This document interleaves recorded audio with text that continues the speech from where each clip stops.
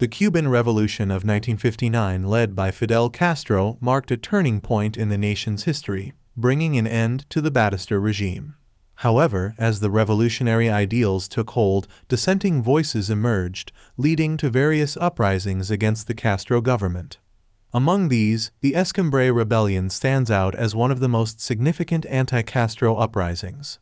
This article delves into the Escambray Rebellion, exploring its origins, key players, and the complex dynamics that unfolded during this tumultuous period in Cuban history. Origins of dissent.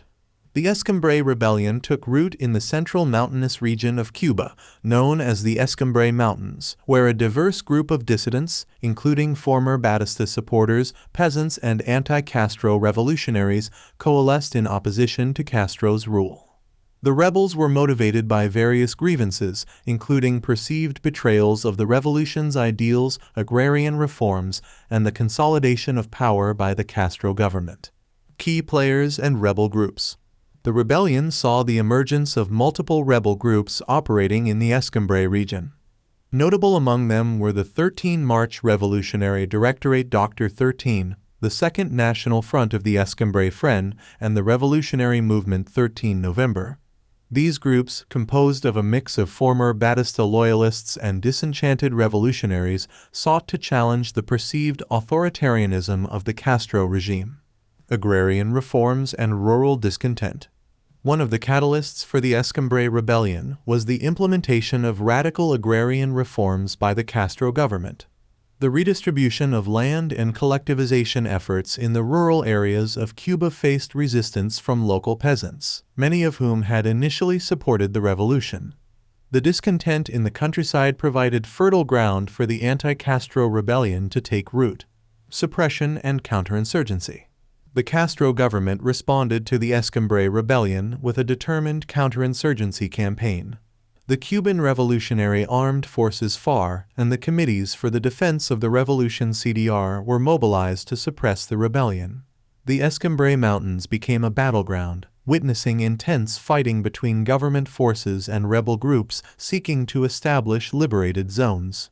International dimension. The Escambray Rebellion attracted attention on the international stage, with the United States providing support to anti-Castro groups.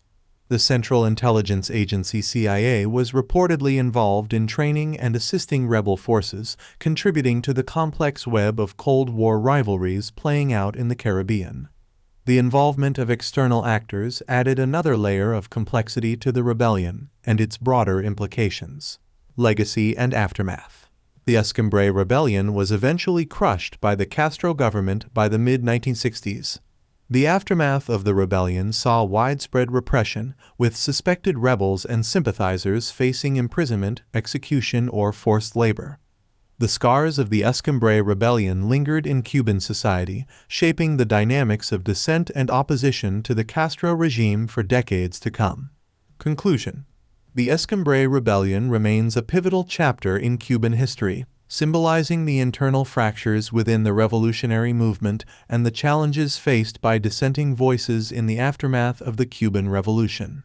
The rebellion's complex roots, the involvement of various rebel groups, and the international dimension highlight the intricate nature of anti-Castro uprisings during a period marked by ideological polarization and Cold War tensions.